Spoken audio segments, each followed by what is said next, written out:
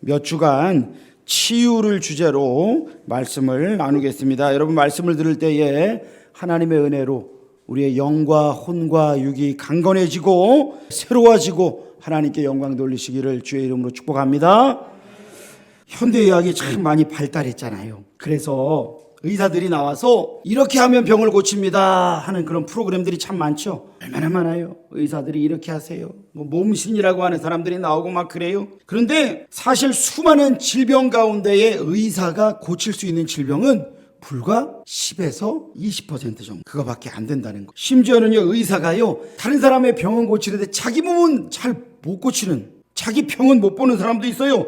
지난 주간에 건강 프로그램에 출연한 한 의사가 생방송 중에 그대로 쓰러져 버렸어요. 의사가 나와가지고 뒤에 앉아서 이제 조언을 해주고 이렇게 해야 됩니다라고 해야 되는데 정작 자기가 쓰러져 버렸어요. 그래서 막 생방송이 난리가 났어요. 그 사람이 이제 살아나긴 했다 그래요. 다행히. 제가 오래전에 어깨 수술을 받은 적이 있습니다. 그런데 저를 수술한 그 의사가, 제가 치료를 받으러 이제 수술 후에 병원에 다녀야 되는데 어느 날 보니까 그 사람이 없어요. 아예 병원에서. 그래서 옮겼는가 알아봤더니 돌아가셨대요. 40대였는데. 그 의사가 담배 냄새가 얼마나 찌들어 있는지 몰라요. 이 의사의 손 냄새가 온몸에 아주 니코틴이 아주 찌들어 있어요. 그러니까 이 사람이 제 뼈를 깎아가지고 수술을 했는데 정작 자기의 이 혈관은 보니까 막혔어요. 급성 심근경색으로 일찍 세상을 떠났다 그러더라고요. 갑자기. 여러분, 의사들이요, 다른 사람의 병은 고쳐도 자신의 질환은 모르고 무시하고 사는 분이 참 많은 것 같아요. 그런데 여러분, 우리가 분명하게 기억해야 됩니다. 우리가 기억할 것은요, 의사들은요, 질병의 10%밖에 치료하지 못하지만 하나님은 우리의 모든 질병을 치료하는 분이신 줄 믿으시길 축복합니다. 여러분, 저 뒤에 보면 우리가 항균 티슈가 있어요. 그게 뭐냐면 전도 물품이에요. 전도 물품. 항균 티슈가 거기에 뭐라고 써있냐면 99% 바이러스 제거한다 이렇게 써놨어요, 거기. 그런데 항균 티슈는 바이러스를 99% 없앤다고 하지만 예수님의 보혈은 우리의 모든 죄를 사하심을 믿으시길 축복합니다. 여러분, 우리가 이걸 분명하게 믿어야 돼요. 많은 병 중에서도요, 제가 보니까 여러 가지 질병이 있는데 이 중풍이라고 하는 병, 이 병이 참 나쁜 병이에요. 인간을 참 힘들게 하는 병이에요. 중풍은요, 뇌혈관이 막히든지 터지든지 그래서 오는 몸의 마비, 이거를 중풍이라 그러는데, 여러분, 혈관 건강을 지키기 위해서 어떻게 사세요? 고기 많이 드시고 기름기 많이 드시면 혈관이 아주 피가 매우 안 좋습니다. 그래서 양파즙을 잘 드시길 바랍니다. 이건 성경에 안 나오는 건강 상식입니다. 양파즙 잘 드셔야 돼요. 왜 하나님 다 혈관이 안 좋아요? 그러지 마세요. 주님이 양파를 주셨는데 안 먹어놓고 좋은 거는 잘 섭취를 해야 돼요. 여러분, 누가복음 5장을 보면요, 한 중풍병자가 나옵니다. 중풍병이 얼마나 악한 병이에요. 움직일 수 없는 사람을 그의 친구들이 침상에 눕힌 채로 예수님이 말씀 전하고 계신 그 집, 거기 들어갈 수가 없잖아요. 그래서 친구들이 이 중풍병자를 메고 왔습니다. 사람이 너무 많아요. 문으로 들어갈 수가 없어요. 지붕으로 올라갔습니다. 그래서 지붕이 흙벽으로 돼 있으니까, 흙으로 돼 있으니까 그거를 어떻게 해요? 부수기 시작하는 거예요. 예수님 머리 위로 흙이 떨어졌겠죠. 그거를 뜯어낸 거예요. 그리고 나서 침상에 끈을 묶어서 예수님께로 내립니다. 여러분, 예수님은 집에서 말씀 전하시다가 갑자기 머리 위로 그냥 막 흙더미가 떨어지고 먼지가 떨어지고 그런 상황이잖아요. 근데 예수님은 그거에 대해서 당황하지 않으시고 그들의 믿음을 보시고 뭐라고 말씀하셨어요? 다 같이 읽어볼까요? 이 사람아, 내 죄사함을 받았느니라. 여러분, 이 사람은 지금 중풍병에 걸려서 왔잖아요. 중풍병으로 움직이지 못해가지고 친구들이 매가지고 왔는데 예수님이 이 사람을 보시고 하는 말이, 이 사람아, 내 죄사함을 받았느니라. 여러분, 이 사람한테 지금 가장 필요한 건 뭐예요? 중풍병에서 노인받는 거잖아요. 예수님이 고쳐주시기를 원해서 왔잖아요. 그런데 왜 예수님은 죄사함부터 먼저 이야기하셔요? 여러분, 유대인들이 갖는 죄책감은요, 다른 나라 사람들이 갖는 죄책감과는 이 차원이 다릅니다. 레위기의 율법에 의하면 죄를 지으면 제사 없이 성전에 들어갈 수가 없어요. 그러니까 제사를 드린다는 건 뭐예요? 내 죄를 그 제물에게 전가하는 거예요. 소나 양에게, 비둘기에게 내가 내 죄를 너에게 준다. 나 대신 죽어라. 이게 제사예요. 유대인의 제사. 성경에 말하는 제사. 그런데 여러분, 성전에 들어가지 못하는 건 지금으로 치면 구원받지 못한다는 거예요. 하나님께 가까이 가지 못하니까요. 근데 이 중풍병자는 병에 걸리기 전에 우리는 모르지만 율법을 어겨서 분명한 죄를 지었어요. 죄를 지었어요. 무슨 이유인지는 모르지만 그는 하나님께 제사를 지내지 못했습니다. 그러니까 그는 속죄를, 죄 사함을 받지 못한 거예요. 유대인의 율법에 의하면. 그러니까 이 사람은 계속 죄책감에 시달렸어요. 죄책감은 마음의 병으로 왔고 또 몸의 병으로 왔습니다. 여러분, 중풍이 뭐라고요? 뇌혈관이 막히거나 뇌혈관이 터져서 몸이 마비되는 병이라 그랬잖아요. 여러분, 이 사람의 그 죄책감 때문에 병이 온 거예요. 예수님이 이걸 딱 아셔요. 이 병이 어디서 왔는지 아셔요. 그리고 이 사람아, 내 죄사함을 받았느니라. 보자마자 하시는 말씀이 이 말씀이에요.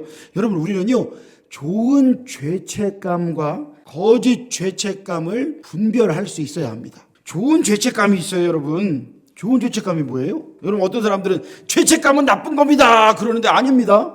죄책감은요, 좋은 놈이 있고요, 나쁜 놈이 있는 거예요. 기준이 뭐예요? 하나님의 말씀이 기준입니다.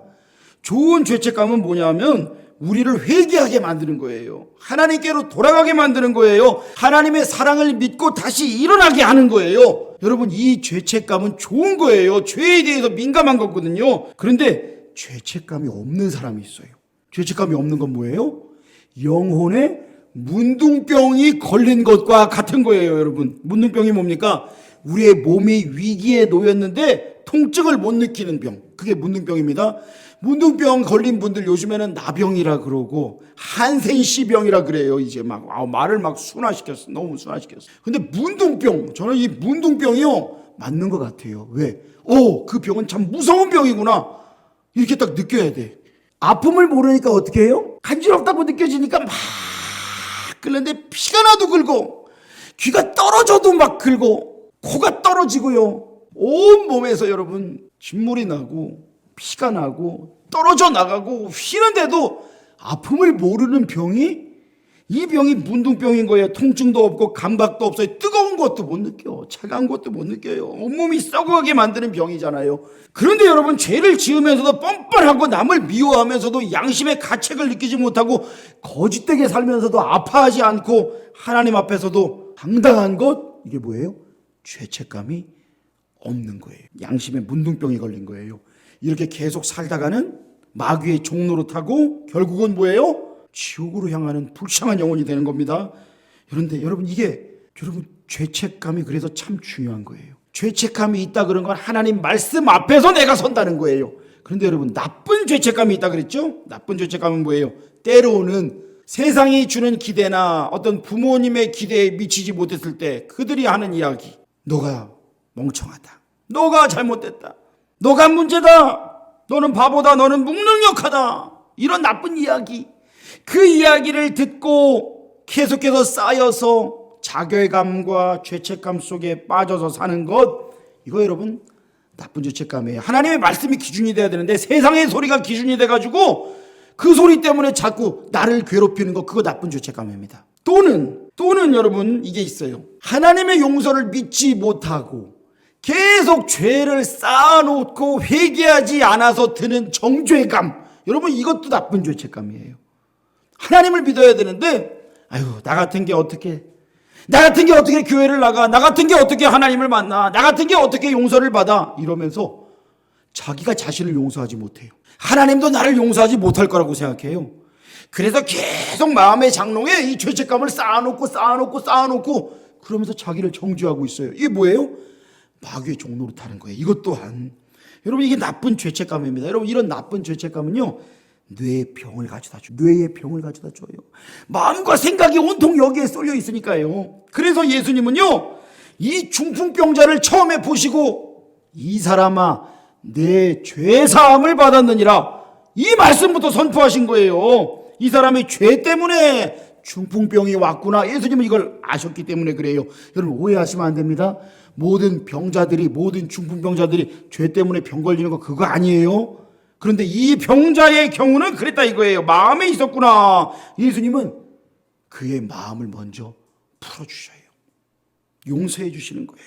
우리를 사랑하시고 가장 잘 아시는 예수 그리스도 앞에 우리 성도님들 그 마음의 상처들, 아픔들, 또 죄를 지었을 때 하나님 앞에 회개하고자 하는 그 마음 다 가지고 나오셔서 치유받으시기를 축원합니다. 하나님은 우리를 사랑하시고 우리를 용서하시며 우리를 향한 놀라운 계획을 갖고 계시는데 그거를 내 마음에 쌓아놓고 살다 보면 마귀의 종로로 타는 거예요. 우리 주님은요, 마음의 상처와 죄를 용서하시고 또 죄책감을 치유하시고 모든 질병을 고치시는 분이십니다. 주위에 또 여러분 아파하고 괴로워하는 사람들이 있을 거예요. 분명히 있어요. 그 사람들에게 여러분 어떤 말씀을 전해주세요. 그들을 위해 기도하시길 바라요. 그러면서 이야기하는 거예요. 내가 널 위해 기도해. 내가 널 위해 기도한다. 하나님이 너를 사랑하신다. 교회로 인도하세요. 우리 교회 같이 나가보자. 인도하세요. 주님께로 인도하는 거예요. 한 자매가 중병에 걸렸습니다. 가망이 없다는 선고를 받았어요. 목사님을 찾아왔습니다. 죽는 것보다 더 괴롭고 두려움을 주는 것이 있었는데 그게 뭐였느냐 보니까 어렸을 적에 양아버지에 의해서 성적인 학대를 받았다는 거예요. 그래서 마음속에 양아버지에 대한 경멸과 증오를 가지고 평생을 크게 한번 울어보지도 웃어보지도 못하고 억눌린 삶을 살았습니다. 그러다가 이사야 53장 5절 말씀, 그가 찔림은 우리의 허물 때문이요 그가 상함은 우리의 죄악 때문이라. 그가 징계를 받음으로 우리는 평화를 누리고 그가 채찍에 맞음으로 우리는 나음을 받았도다. 이 말씀 앞에 마음속에 깊이 자리 잡고 있던 그 쓴뿌리가 다 녹아집니다. 생각하기도 싫고 기억조차 하기 싫었던 이 양아버지에 대한 원망과 증오의 감정들을 하나님 앞에 고백하기 시작합니다. 다 토해놓는 거예요. 하나님 앞에서 욕할 수 있는 거예요. 그 악하고 더러운 인간 아시죠? 하나님 앞에서 다 토해낸 거예요. 그리고 수많은 날들을 증오했던 그 양아버지를 용서하게 돼요. 용서합니다라고 고백한 거예요. 35년 동안 제대로 크게 한번 울어보지 못했던 이 여자가 통곡을 하기 시작합니다. 무너진 댐처럼 한없이 울고요. 기도를 마치고 난 후에 이 사람의 육체를 사로잡고 괴롭히던 무거운 그 감정에서 해방이 되는 거예요. 그리고는 중병에서 노임을 받고 치료받아 깨끗해졌어요. 주님이 크신 은혜를 베푼 겁니다. 의사는 못 고친다 그랬어요. 그런데 하나님 앞에 자기의 모든 상처와 아픔과 그 모든 것들 다 토하고, 그럼에도 불구하고 내가 거기 묶여서 오랜 시간 끌려다녔던 자기의 이 불쌍한 영혼을 주님 앞에 내어드리고, 또 자신이 할 수 있는 가장 귀한 것, 그게 뭐예요? 원수를 용서하는 것. 주님 앞에 그걸 고백했더니 주님이 치료해 주셨어요. 나의 주님이 나 대신 채찍에 맞으심으로 우리의 영육간의 질병이 고침받고 치유되는 줄로 여러분 믿으시기를 축복합니다. 주님이 나 대신에 모든 연약함을 담당하셨다. 모든 아픔을 담당하셨다. 우리가 이거 믿고 나가는 거예요. 요한복음 5장에는요. 베데스다 목가에 38년 된 병자가 나옵니다. 그런데 이 연못에 내려오는 전설이 있었어요. 가끔 천사가 내려와서 물을 움직일 때에 가장 먼저 이 연못에 들어간 사람은 어떤 병이든 고침을 받더라. 이게 전설이에요, 여러분. 이게 전설. 사람들이 그걸 믿고 다 줄 서 있는 거예요. 언제쯤이면 물이 움직일까? 그 전설을 믿고 바글바글한데 이 38년 된 병자, 여러분 38년. 여러분 얼마나 긴 세월이에요. 얼마나 지긋지긋한 병이에요. 이 사람이 병을 고치기 위해서인지 사람들의 동정과 동량을 받기 위해서인지 이 베데스다 목가를 떠나지 않고 삶의 목적을 잃고 살아가고 있었습니다. 그런데 예수님이 그에게 오셨는데 뭐라고 말하느냐? 주여, 물이 움직일 때 나를 못에 넣어주는 사람이 없어 내가 가는 동안에 다른 사람이 먼저 내려가나이다 라고 예수님께 원망과 불평을 쏟아내는 겁니다. 38년 동안 이 사람의 속에 쌓인 게 뭐예요? 고침받고자 하는, 치료받고자 하는 마음의 소원보다는 다른 사람들에 대한 원망이 더 가득 찼어요. 내 병을 못 고친 이유가 뭐냐? 나를 도와주는 사람이 없어서, 나를 연못에 넣어주는 사람이 없어서다. 그래서 이 사람은 몸의 병도 병이지만 마음의 병이 더 커져갔던 거예요. 여러분, 치유는요, 자신을 바로 보는 데서 시작됩니다. 자기를 바로 봐야 돼요. 육체적인 것이든 정신적인 것이든 영적인 것이든 내 문제가 무엇인지를 정확하게 봐야 치유가 일어나는 거예요. 한국신학대학에서 목회상담학 교수를 하셨던 정태기 목사님이 계십니다. 이분이요, 37세에 자신의 마음의 상처를 고치기 전까지 별명이 뭐였느냐? 꽂아 놓은 보릿자루. 꽂아 놓은 보릿자루였어요. 사람들 앞에 서기만 하면 자신이 없어서 다리가 떨리고 사람들을 무서워했습니다. 그리고 유학을 갔어요. 공부하던 중에 치유그룹에 들어가서 자신의 그 상처와 아픔을 치료하는데 자기의 그 상처의 원인을 보게 돼요. 그 전까지만 해도 꾹꾹 눌러 담고 살았는데 내가 왜 이럴까? 이걸 보게 된 거예요. 여러분, 이걸 봐야 돼요. 이분이 어린 시절에 아버지와 어머니로부터 큰 상처를 받고 자랐습니다. 아버지보다 3살 더 많은 친어머니가 계셨는데 제법 돈이 많았던 이 아버지가 16살 어린 젊은 여자를 새엄마로, 작은 부인으로 맞은 거예요. 그래서 본부인에게서 4남매를 낳고 작은 부인에게서 5남매를 낳았는데 문제는 이 아버지가 자식들에게 폭군으로 군림을 했습니다. 그래서 이 정 목사님은 어린 시절에 아버지가 집에 계시면 캄캄해질 때까지 친구도 없는데, 놀 친구도 없는데 집에 못 들어간 거예요. 마을을 빙빙 돌았다 그럽니다. 어머니 역시 아버지의 사랑을 제대로 받지 못하니까 일에만 파묻혀서 자식들을 제대로 돌보지를 않았어요. 이렇게 어두운 가정에서 많은 상처를 받고 자라다 보니까 대인 관계가 원만하지 못하고 성격이 삐뚤어져 갔어요. 상처가 주인이 돼 살아가니까 이유 없는 분노와 불안과 짜증이 계속됐어요. 부모로부터 받은 상처로 마음속에 깊은 분노가 쌓였습니다. 화풀이의 대상이 만만한 사람을 찾아요.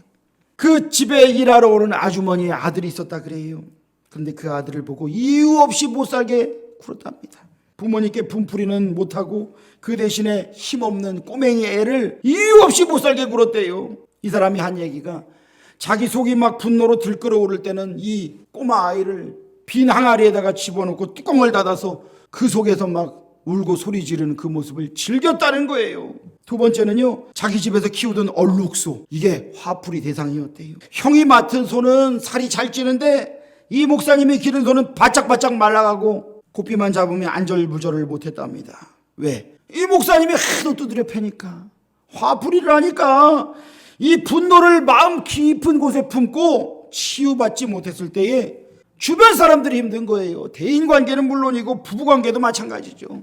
37세 때까지 인생을 늘 우울하게 비관적으로 살아오다가 6개월 동안의 치유그룹 공동체에 들어가서 마침내 자기의 그 상처의 원인을 발견하게 되고 그것을 치유받게 돼요. 여러분, 우리의 죄와 상처의 근원이 무엇인지를 정확하게 보아야 합니다. 그리고 바로 그 상처의 지점, 그때의 그 사건들, 거기에 예수님의 보혈을 덮어야 돼요. 예수님이 그 자리에 함께 하시는 것을 믿어야 돼요. 믿음으로 바라보아야 돼요.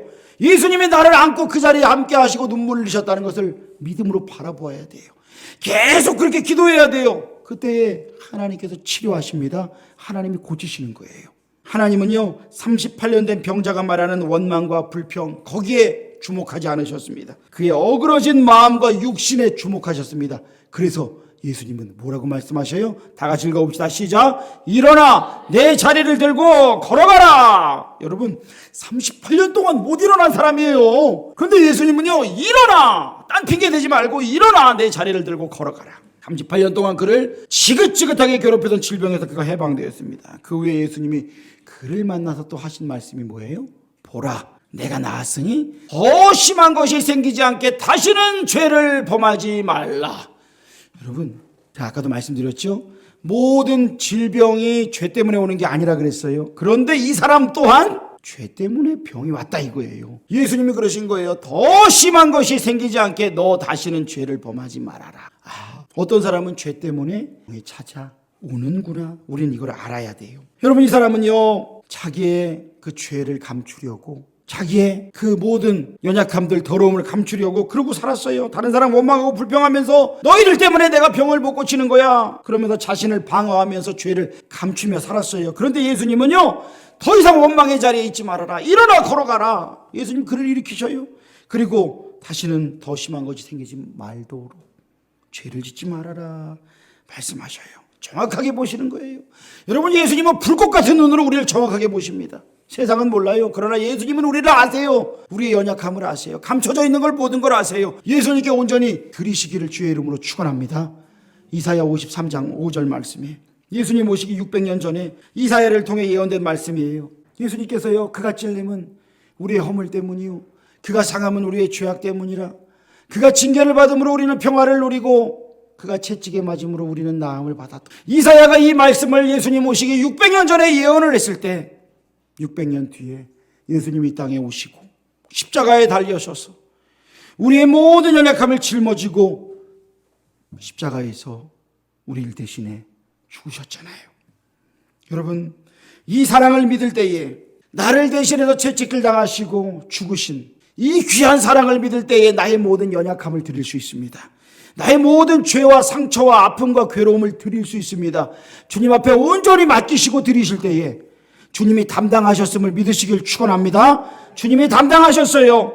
나의 죄가 사해지고 나의 마음과 영혼에 자유가 오는 거예요. 주님이 맡으셨다, 이걸 믿을 때에 하나님의 사랑과 능력을 우리가 온전히 체험할 수가 있는 겁니다.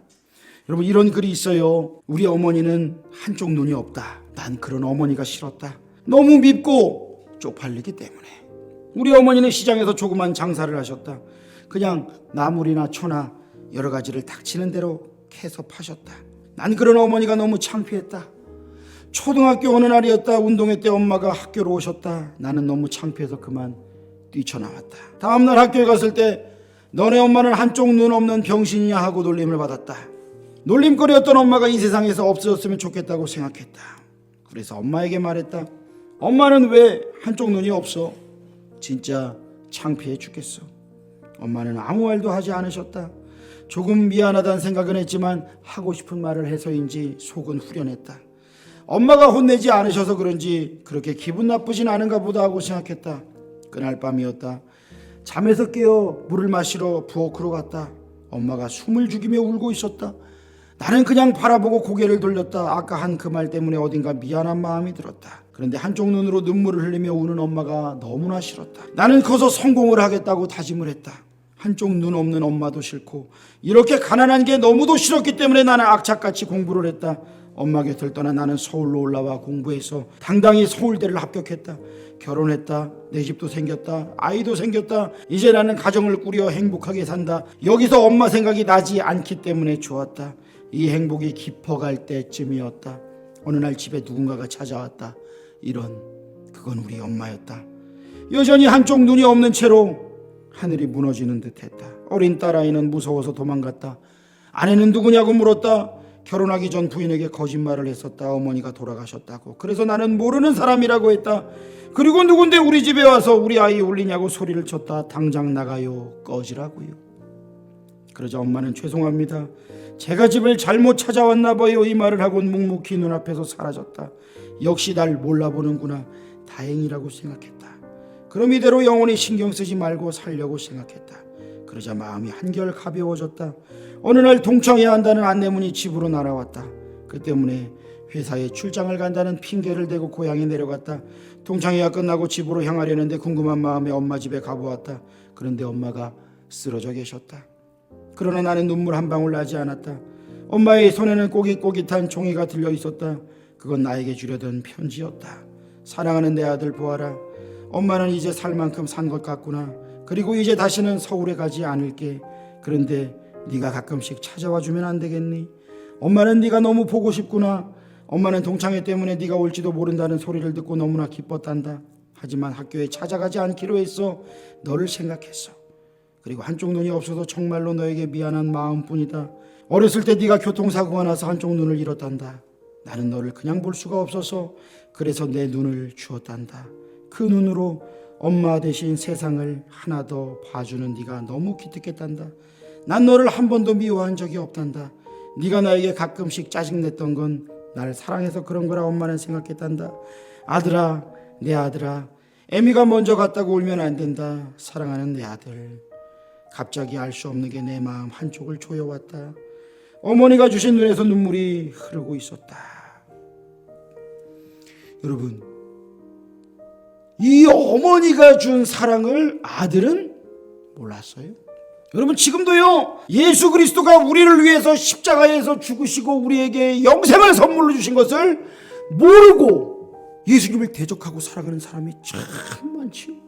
또한 예수님을 믿는다고 하면서도 예수님의 우리의 모든 연약함과 우리의 죄와 허물을 다 담당하셨다고 하셨는데도 예수님께 맡기지 못하고 예수님께 내어놓지 못하고 그 속에 쌓아만 두고 혼자만 끙끙 앓고 세상적인 방법으로만 풀어가려고 그렇게 살아가는 사람이 얼마나 많아요.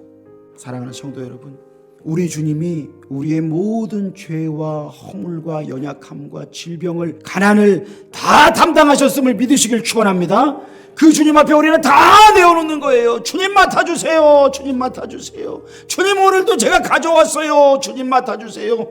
이게 십자가에서 교환하는 거예요. 주님이 바꾸시는 거예요. 가장 우리가 연약하고 더럽고 추한 것을 주님 앞에 가지고 왔지만 예수님의 이름으로, 예수님의 보혈로 우리가 새로워지고 정결해지고 강건해지고 하나님의 능력으로 세상에 나가 쓰임받을 수 있는 것, 그게 바로 우리 주님이 나를 사랑하시는 그 사랑 때문에, 주님이 나를 너무나 사랑하시고 나를 향한 계획이 있으시고 내가 치유받지 않으면 계속해서 그 상처 가운데 살고, 내가 치유받으면 또 다른 사람을 치유하고 회복시키고 구원할 수 있는 하나님의 능력의 도구인 걸 알기 때문에 우리 주님은 우리에게 그걸 원하시는 겁니다. 사랑하는 성도 여러분, 주님 앞에 온전히 내어드립시다. 주님을 사랑합시다. 내 마음에 있는 연약함들, 괴로움들, 그래서 이것 때문에 나를 공격하거나 옆에 사람들을 계속 괴롭게 하거나 하는 이 모든 것들이 왜 이럴까? 분명하게 하나님 말씀으로 나를 보아야 됩니다. 하나님의 마음으로 나를 보아야 됩니다. 그리고 주님 앞에 가지고 나올 때에 주님이 주시는 깨끗한 치유와 회복의 역사가 저와 여러분에게 일어날 것을 믿으시기를 주의 이름으로 축복합니다. 기도하겠습니다. 하나님 아버지, 하나님을 대적하며 살아가던 사람들이, 하나님이 어디 있냐고 하던 사람들이 주님을 만나고 주님의 자녀가 되고 주님의 제자가 되고 주님의 군사가 되어 살아가는 모습들을 우리는 많이 봅니다. 아버지 하나님, 나는 지금 어떤 모습으로 살고 있습니까? 나는 혹여나 모태신앙으로 오랫동안 믿었다는 그런 알량한 자부심으로 주님 앞에 나의 연약함을 드리지 못하고 계속해서 꼭꼭 눌러 담으며 살고 있지는 않은지요.